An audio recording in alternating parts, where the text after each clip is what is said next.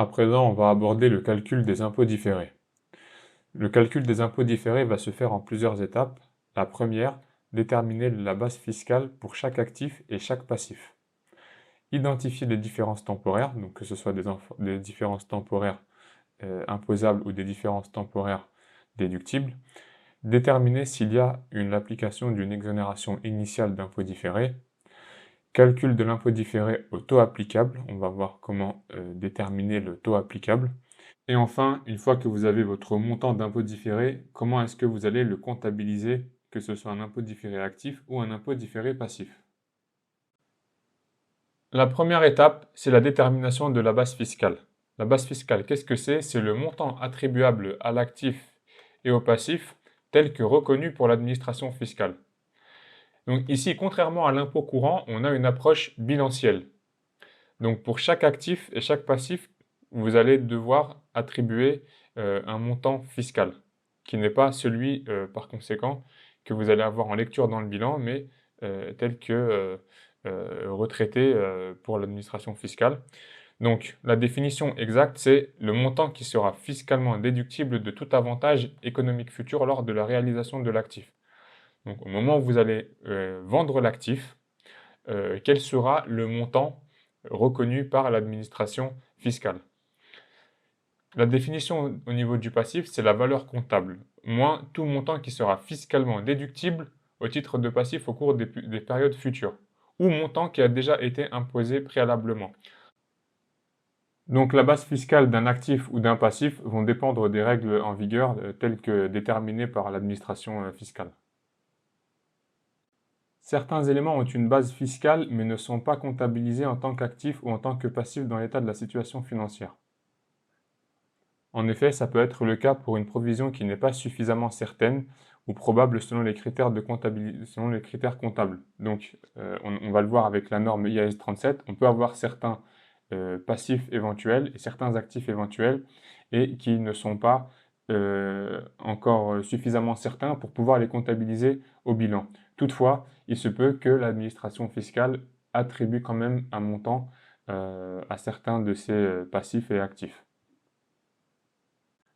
On va prendre ici quelques exemples pour illustrer les bases fiscales. Donc, au niveau des actifs, on va avoir une machine qui a coûté 100, à des fins fiscales, un amortissement de 30 a déjà été déduit au titre de la période et des périodes antérieures, et le solde sera déductible au titre des périodes futures. Donc, on va toujours déduire, mais à l'avenir, soit par le biais d'un amortissement, soit par le biais d'une déduction au moment de la sortie.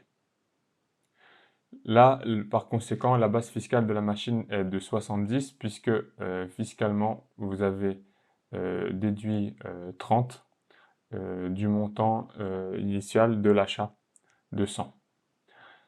Ensuite, dans le deuxième cas, on a des intérêts à recevoir qui ont une valeur de 100. Ces produits d'intérêt seront imposables lors de leur encaissement.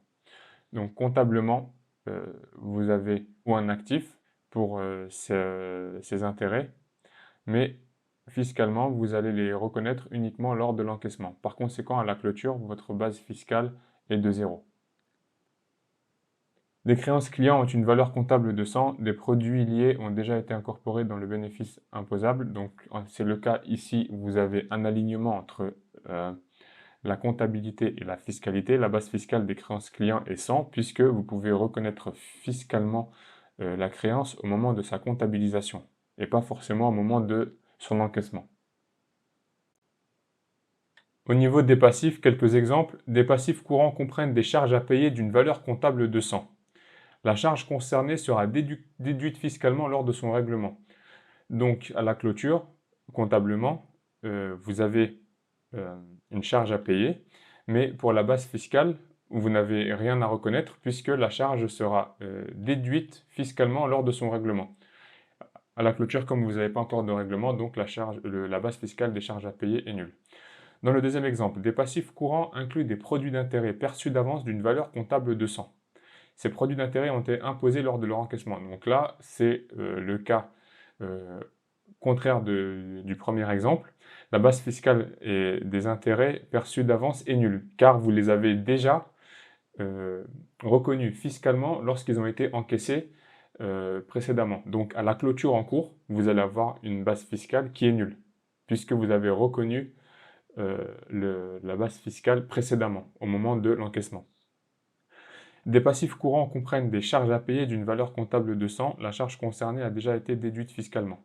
Là, c'est le cas où vous avez un alignement également entre la base fiscale et la comptabilité, et par conséquent, la base fiscale des charges à payer est de 100. L'idée à retenir de ces quelques exemples, c'est que les décalages entre ce qui est comptabilisé et ce qui est reconnu en base fiscale provient souvent des différents moments de reconnaissance. Donc au niveau fiscal, on reconnaît certains postes d'actifs et de passifs au moment de l'encaissement ou du décaissement, alors que comptablement, puisqu'on est dans une comptabilité d'engagement, on reconnaît des provisions et on comptabilise les transactions lorsqu'elles surviennent.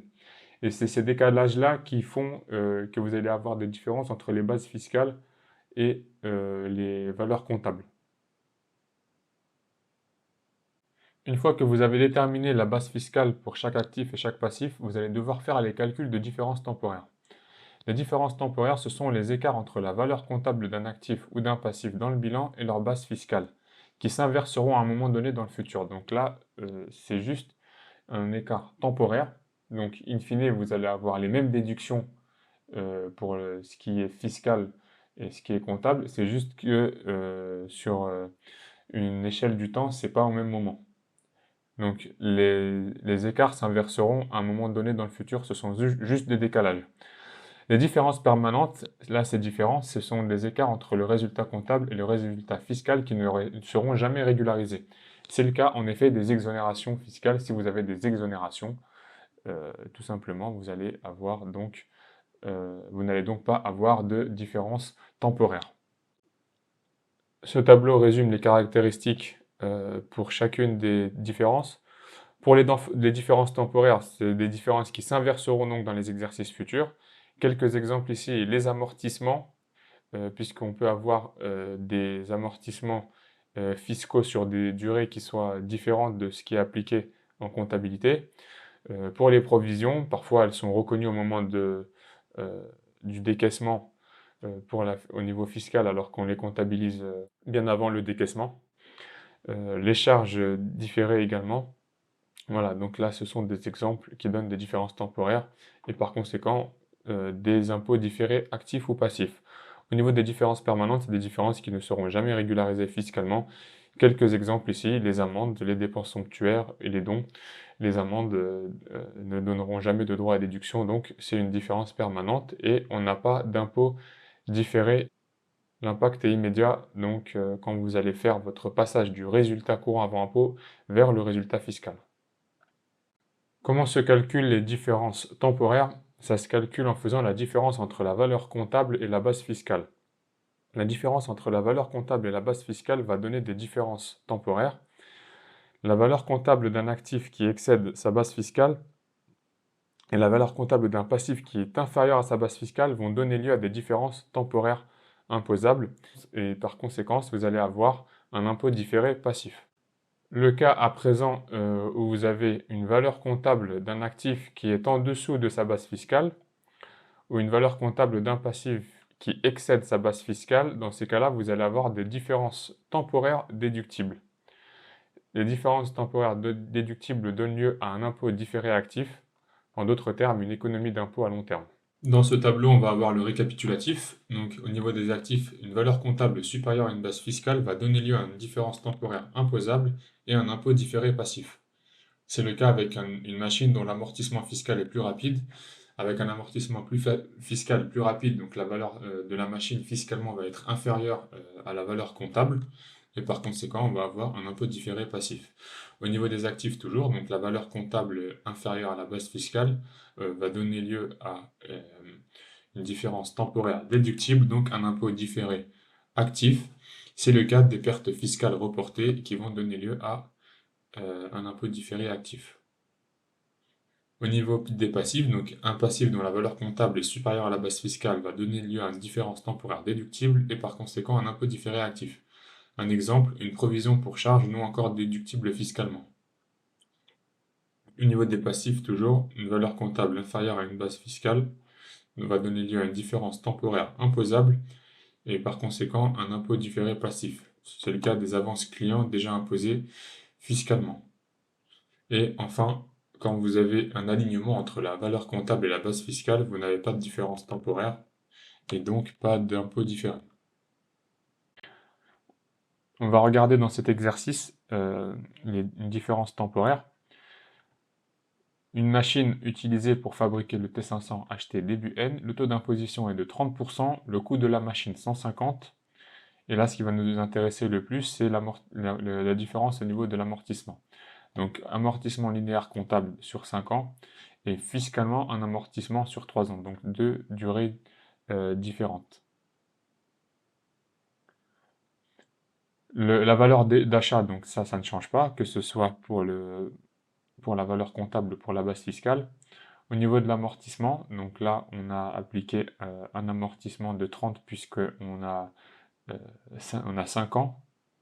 On a un amortissement sur 5 ans, donc on a appliqué une année d'amortissement. Et là, la valeur nette comptable, elle est de 120. Fiscalement, on a une durée d'amortissement de 3 ans, donc on va diviser par 3 et on va arriver à une base fiscale de 100. La différence temporaire imposable va être la différence entre la valeur comptable et la base fiscale, donc 120 moins 100, on va avoir 20, et le taux d'imposition va être de 30%, et par conséquent, on va avoir un impôt différé passif de 6. La deuxième question, pour l'immobilisation corporelle, la valeur comptable et la base fiscale des machines que Drian utilise pour fabriquer le T800 sont 2000. À des fins fiscales, la machine elle est réévaluée à 1500. Sur le plan fiscal, la réévaluation est déductible dans les années futures par le biais de l'amortissement fiscal. À des fins comptables, aucune réévaluation n'est comptabilisée. Donc là, vous avez une différence entre la valeur comptable et la base fiscale due à la réévaluation qui est appliquée uniquement sur la base fiscale. Donc à la clôture, on va avoir 1000 pour la valeur comptable, 1500 donc pour la base fiscale, et la différence temporaire déductible de 500. Et comme on est dans le cas où la valeur comptable est inférieure, on a donc une différence temporaire déductible et un impôt différé actif donc de 150. Un exemple à présent avec un emprunt. Drian contracte un emprunt de 100 € de la banque et encourt des frais de transaction de 20 € payables le 1er janvier 2023. Donc le jour de la souscription de l'emprunt, les frais de transaction sont payables à la banque. L'emprunt est remboursable sur 5 ans. Les frais de transaction sont déduits de l'emprunt et amortis sur la durée de l'emprunt. Donc ça, c'est le traitement IFRS 9 qui dit que les frais de transaction d'un emprunt sont à déduire de l'emprunt, du passif à comptabiliser, et ils seront amortis sur la durée de l'emprunt. Donc vous allez avoir une charge financière sur la durée de l'emprunt chaque année qui comprend les charges d'intérêt mais aussi les frais de transaction. On y reviendra bien entendu sur la vidéo sur l'IFRS 9 avec tout ce qui est méthode du coût amorti. Donc là, c'est juste pour le besoin de l'exercice que je vous donne cette information. Les frais de transaction sont amortis sur la durée de l'emprunt. Sur le plan fiscal, les frais de transaction sont déductibles immédiatement, donc le 1er janvier 2023, au jour de la souscription de l'emprunt. Vous allez tout de suite fiscalement déduire le coût les frais de transaction. Donc la réponse ici, c'est que la différence temporaire provient du fait que comptablement, il reste encore 16 000 € à amortir. Donc là, on est au 31/12/2023, puisqu'il y a 20 000 €. Vous réintégrez chaque année 4 €, donc ça c'est par rapport à la charge d'amortissement. Donc vous allez réintégrer 4 chaque année jusqu'à la fin de la durée de l'emprunt. Donc il reste 16 000 € au 31/12/2023, comme on peut le voir ici, donc les moins 20 plus 4 à amortir, tandis que fiscalement, toute la déduction a déjà été prise. Fiscalement, vous avez tout déduit le 1er janvier 2023. Cette différence crée un impôt différé passif. Pourquoi un impôt différé passif? Parce que chaque année, vous allez devoir réintégrer 4, donc vous allez devoir augmenter votre résultat fiscal en additionnant 4 à chaque fois pour justement rattraper, pour réintégrer les 20 que vous avez déduits au jour de la souscription de l'emprunt le 1er janvier 2023. Donc on va avoir ces charges effectivement de 4, mais il n'y aura plus de déduction fiscale car celle-ci a été réalisée le 1er janvier 2023. Donc la valeur comptable fin 2023, ça va être 20 moins 4, 16. Et la base fiscale fin 2023, elle va être de 0, puisque vous avez entièrement déduit, le 1er janvier 2023 les frais de transaction. Donc cette situation où on a une valeur comptable supérieure à une base fiscale va donner un impôt différé passif, puisqu'on est ici sur les frais de transaction. Alors à savoir qu'ici, le passif lui-même, donc l'emprunt lui-même, il n'a aucune incidence sur l'impôt différé. C'est vraiment les frais de transaction qui entraînent cette comptabilisation d'impôt différé. Et cette situation va donner lieu donc à un impôt différé passif, puisque chaque année, vous allez augmenter votre résultat fiscal par le montant que vous allez amortir au titre de ces frais de transaction. Donc chaque année, vous allez rajouter 4. Donc en augmentant votre résultat fiscal, vous allez créer un impôt différé passif. Une question à présent avec des provisions. Drian offre 2 ans de garantie sur le T800, c'est un produit supposé. La valeur comptable de la disposition de garantie est de 100 euros, fin N. Sur le plan comptable, le montant est passé en charge lors de la comptabilisation de la provision. Donc comptablement, comme on a comptabilité d'engagement, on comptabilise la provision lorsque c'est nécessaire, lorsqu'on a des conditions qui sont réunies. Sur le plan fiscal, ce montant est déductible fiscalement lorsque Drian paye la créance. Donc vous êtes, la provision elle est reconnue fiscalement au moment du décaissement. Donc au moment du décaissement, vous allez pouvoir déduire les 100 euros qui sont là. Une différence temporaire déductible se produit puisque la dépense a été reconnue comptablement, mais il y a encore des déductions fiscales futures de 100 euros. Les déductions fiscales vont arriver plus tard, au moment du paiement. Donc là, on est dans le cas inverse de ce qu'on a vu préalablement avec l'emprunt où la déduction, elle s'est faite avant la comptabilité. Là, elle se fera à l'avenir. Donc, c'est des déductions futures. Donc, la base fiscale fin N, ça va être la valeur comptable de 100 pour le montant provisionné et la déduction future sera de 100. Donc, la base fiscale, ça va être la valeur comptable moins les futures déductions. C'est la formule que l'on a vue. Et on va avoir une base fiscale fin N de 0. Comptablement, en revanche, on a la provision qui est comptabilisée, donc on a 100. La différence déductible est donc de 100 et on va avoir un impôt différé actif cette fois-ci, donc une économie d'impôt. Maintenant qu'on a vu les 2 premières étapes, donc la première étape étant de déterminer la base fiscale pour les actifs et les passifs au bilan, la deuxième qui était de faire le calcul des différences temporaires, qu'elles soient déductibles ou imposables. À présent, on va voir s'il y a des exonérations initiales d'impôts différés qui s'appliquent. Un passif d'impôt différé doit être comptabilisé pour toutes les différences temporaires imposables, sauf dans la mesure où le passif d'impôt différé est généré par la comptabilisation initiale du goodwill. Si vous avez des goodwill qui sont dans le cadre de regroupement d'entreprises, on va y revenir après, mais il y a un traitement qui est différent, donc on ne va pas avoir d'impôt différé, mais des ajustements de goodwill. La comptabilisation initiale d'un actif ou d'un passif dans une transaction qui n'est pas un regroupement d'entreprise, au moment de la transaction, n'affecte ni le bénéfice comptable ni le bénéfice fiscal. Donc au moment où vous allez faire votre acquisition, votre première comptabilisation d'un actif ou d'un passif, vous n'allez pas impacter le compte de résultat. Si vous n'impactez pas le compte de résultat et que vous n'êtes pas dans une acquisition d'entreprise, donc vous n'êtes pas dans l'acquisition d'une filiale, vous n'avez pas d'impôt différé à comptabiliser. Donc c'est ce qu'on appelle l'exonération initiale d'impôt différé. Si ces 2 conditions sont remplies, pas de regroupement d'entreprise et pas d'impact sur le compte de résultat ou le bénéfice imposable, vous êtes exonéré d'impôt différé. Attention, cette exonération, elle est juste pour la comptabilisation initiale de l'actif ou du passif. Donc vous allez quand même avoir potentiellement des impôts différés à comptabiliser sur les clôtures suivantes, mais cette exonération-là s'applique uniquement dans la comptabilisation initiale de l'actif et du passif, sa première rentrée dans le bilan. On va prendre un exemple ici. Immoplus fait l'acquisition d'un immeuble au coût de 100 000 euros. Au début de l'année 2023, qu'elle occupera pour son propre usage comme siège social. L'administration autorise lors de l'acquisition une déduction immédiate de 20%. Donc le jour de l'acquisition, si vous êtes au 1er janvier 2023, vous pouvez à ce moment-là faire une déduction immédiate de 20%.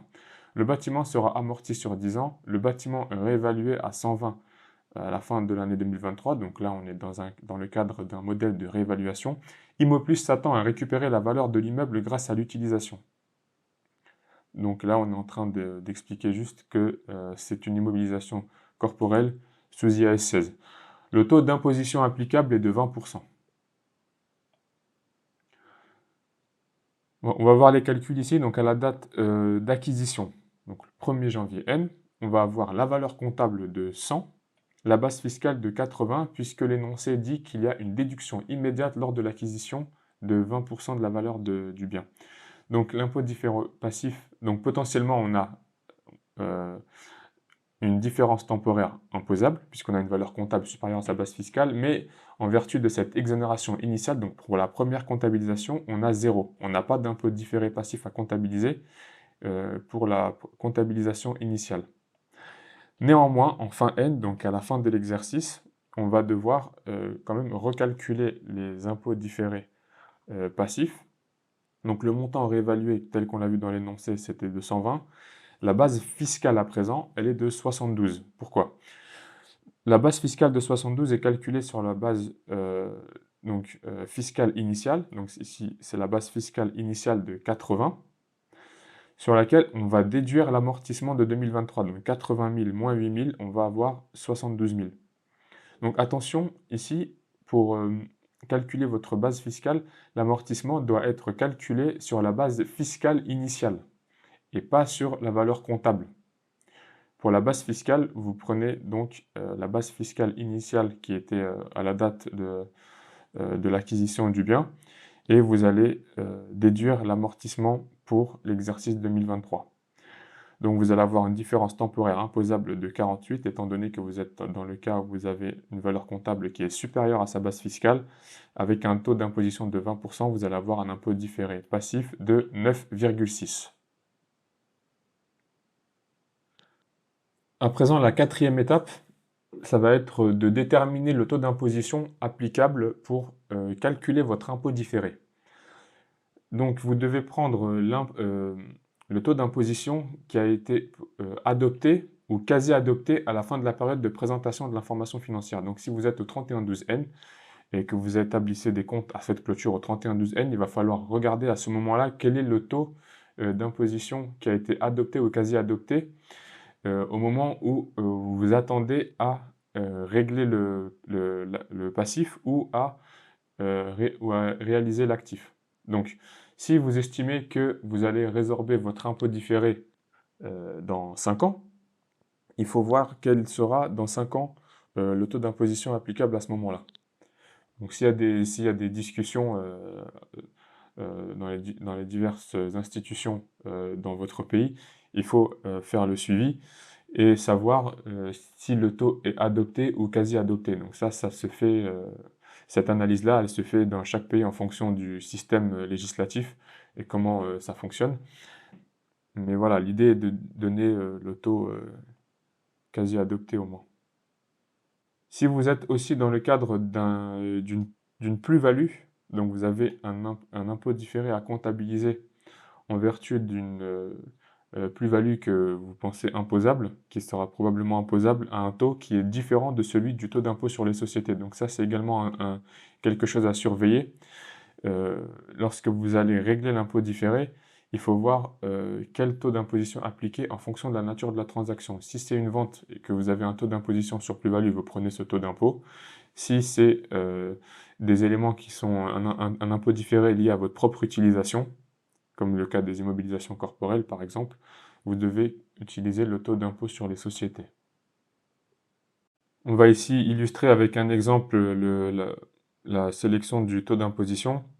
Donc le 1er juillet N, le président du conseil du PO-TARIX propose une réduction du taux d'imposition des sociétés de 40 à 30%. Le conseil décisionnaire approuve officiellement la modification du taux d'imposition à compter de janvier N+1. Changement du taux d'imposition acté. Inscription dans la loi de la modification du taux d'imposition. Quel taux d'imposition pour une entité qui est domiciliée devrait utiliser pour mesurer les impôts courants dans ses états financiers au 31 décembre N et au 31 décembre N plus 1. Donc on va faire l'analyse sur chaque clôture. Au 31/12N, le taux d'imposition est de 40%, c'est le taux d'utilisation à utiliser pour l'impôt courant. Donc aucun souci pour l'impôt courant puisque vous êtes censé le régler dans les 12 mois qui suivent la clôture. Et à ce moment-là, le taux d'imposition qui sera applicable sera toujours les 40%, même s'il y a des discussions pour le réduire à 30%. Pour l'impôt différé au 31/12N, rappelons qu'en ce qui concerne l'impôt courant, la conclusion était que le taux d'imposition devait être utilisé étant donné que le taux n'était pas en vigueur au 31 décembre. D'accord. Pour la comptabilisation des impôts différés au 31/12N, utilisez le taux acté de 30%. Donc, si le président avait le pouvoir d'annuler ou d'opposer son veto, le nouveau taux d'imposition de 30% ne serait pas utilisé avant promulgation, c'est-à-dire en février. Là, ce qui se passe, c'est que au 31/12N, le Conseil avait déjà approuvé la modification du taux d'imposition, mais à compter de janvier N plus 1, donc pour toutes les transactions ou toutes les opérations qui vont se produire à partir de janvier N plus 1. C'est pour ça que pour l'impôt différé, vous pouvez déjà faire votre calcul avec le taux de 30%. En revanche, pour l'impôt courant, donc fin N, vous avez déjà comptabilisé toutes les transactions et toutes les opérations étaient toujours avec le taux en vigueur de 40%. C'est pour ça qu'ici, on a une distinction entre le taux applicable pour l'impôt courant et le taux applicable pour l'impôt différé. L'autre point ici, c'est qu'il faut voir comment le système législatif fonctionne. Donc si le président d'Otarix avait le pouvoir d'annuler ou d'opposer son veto, le nouveau taux d'imposition de 30%, tel qu'il a été approuvé officiellement le 30 novembre, ne serait pas encore quasiment acté puisqu'il aurait eu toujours une possibilité de le faire modifier par un veto. Donc voilà, il faut vraiment surveiller le fonctionnement dans chaque juridiction. Maintenant que vous avez votre montant d'impôt différé après avoir calculé avec le bon taux d'imposition, il va falloir passer à la comptabilisation. Donc l'impôt différé est comptabilisé en fonction de la transaction ou événement auquel il est relié. Et ce qu'on dit ici, c'est que si vous avez un impôt différé qui résulte de différences de traitement dans des éléments de compte de résultat, donc des produits et des charges, vous allez avoir un impôt différé qui est à comptabiliser en compte de résultat. Si vous avez un impôt différé qui est lié à des mouvements de réévaluation qui sont comptabilisés en autre élément du résultat global, donc en capitaux propres, les impôts différés vont également suivre ce modèle-là, donc être impactés directement les capitaux propres et pas le compte de résultat. Si vous avez des éléments de groupement d'entreprises et que vous devez ajuster le goodwill suite à des modifications de juste valeur des actifs et des passifs que vous avez dans l'entreprise que vous achetez, il va falloir ajuster le goodwill et ne pas ajuster les impôts différés au compte de résultat ou en autre élément du résultat global. Donc l'idée ici vraiment, c'est de mettre l'accent sur le fait que le calcul et la comptabilisation de l'impôt différé va suivre l'élément auquel il est lié. Quelques exemples ici en autre élément du résultat global, on va avoir les réévaluations d'immobilisation corporelle ou incorporelle, les couvertures de flux de trésorerie qui sont également pour la partie effective en autre élément du résultat global, les différences de change sur entités étrangères. Au niveau des capitaux propres également, vous pouvez avoir des impôts différés qui vont impacter les capitaux propres si c'est lié à des ajustements d'actifs et de passifs sur des années antérieures, donc vous n'allez pas impacter le compte de résultat, mais les réserves, donc les capitaux propres. Donc ça, c'était pour où comptabiliser vos impôts différés. Maintenant, sur le montant à comptabiliser, les impôts différés passifs sont à comptabiliser intégralement. Il n'y a pas de limitation sur les impôts différés passifs. Pour les impôts différés actifs, en revanche, on doit les comptabiliser dans la limite des futurs profits probables, rendant utilisable l'impôt différé actif. Donc, vous devez comptabiliser les impôts différés actifs dans la limite des futurs profits imposables. Donc, les sources d'impôts différés actifs, ça va être soit les différences temporaires déductibles calculées, comme on l'a vu, les crédits d'impôt qui pourront être utilisés pour diminuer un profit imposable, et les déficits antérieurs non utilisés qui sont reportables sur les années suivantes. Donc ça, c'est les cas qui vont créer des impôts différés actifs. Mais quel que soit le cas, vous allez comptabiliser l'impôt différé actif dans la limite des futurs profits. Et généralement, les futurs profits, ça va se justifier avec des plans d'affaires ou des projections de compte de résultats qui vont vous permettre justement de justifier que vous vous attendez à générer des profits sur les années suivantes. Un exemple ici avec les impôts différés actifs, on a 3 cas ici, auto, moto et vélo. La différence temporaire déductible, donc pour auto 500, pour moto 750, pour vélo 250. Le taux d'imposition pour auto c'est 25%, pour moto 10%, pour vélo 20%. Le potentiel impôt différé actif, on va le calculer sur chaque colonne, donc 125 pour auto, 75 pour moto, 50 pour vélo. Futur profit probable, donc 1000 euros pour auto, on a une perte chez moto de moins 500 et un profit de 200 chez vélo. Dans quelle limite est-ce qu'on peut reconnaître un impôt différé actif dans chaque cas? Alors, auto dispose d'un potentiel impôt différé actif, donc on fait le calcul de l'impôt différé actif avec l'auto. 500, c'est la différence temporaire déductible, auquel on applique le taux de 25%, donc on a un impôt différé actif de 125. Et un bénéfice prévu de 1000, donc un impôt de 250 euros potentiellement en impôt différé actif. Comme là, on est à 125 et qu'on est en dessous de ces 250, on peut par conséquent comptabiliser l'intégralité de l'impôt différé actif de 125, étant donné qu'on est en dessous de cette limite-là de 250. Maintenant, dans le cas moto, on a un potentiel impôt différé actif de 75 euros, donc suite on a cette différence temporaire à laquelle on applique les 10%, mais une perte évaluée de 500 euros. Par conséquent, comme on s'attend à avoir une perte, on ne peut donc pas comptabiliser l'impôt différé actif. Maintenant, dans le cas de vélo, on a un potentiel impôt différé actif de 50 et un bénéfice imposable prévu de 200. Donc, on a des éléments probants pour utiliser un impôt différé actif à hauteur de 40. Mais seulement là, on a 50, donc on est au-dessus de la limite de 40. Et par conséquent, on ne peut comptabiliser que 40. Donc le montant de 10 restant ne pourra pas être comptabilisé en impôt différé actif, à moins qu'il n'y ait d'autres éléments probants, donc des opportunités de planification fiscale ou d'autres manières de justifier qu'on pourra utiliser justement ces 10 euros-là qui ne sont pas à comptabiliser si on en reste à la limite de 40. À présent, un autre exemple pour la comptabilisation de l'impôt différé passif. On a ici un actif dont la valeur comptable avant réévaluation est de 1 million d'euros, une valeur de réévaluation de 1 500 000 euros, une base fiscale de 800 000 euros et un taux d'imposition de 30%. Il faut donner la comptabilisation donc au 3112N. Là, on voit qu'il y a un modèle de réévaluation, puisqu'on a une valeur réévaluée de 1 500 000 qui est supérieure à la valeur comptable avant réévaluation de 1 million. Donc on a 500 000 à comptabiliser en réserve de réévaluation. Donc on va voir comment ça va se présenter. Pour l'impôt différé passif qui est rattaché à la réévaluation, on fait le calcul donc déjà dans un premier temps du montant de la réévaluation qui va être de 500 000 et qui va représenter la différence temporaire imposable.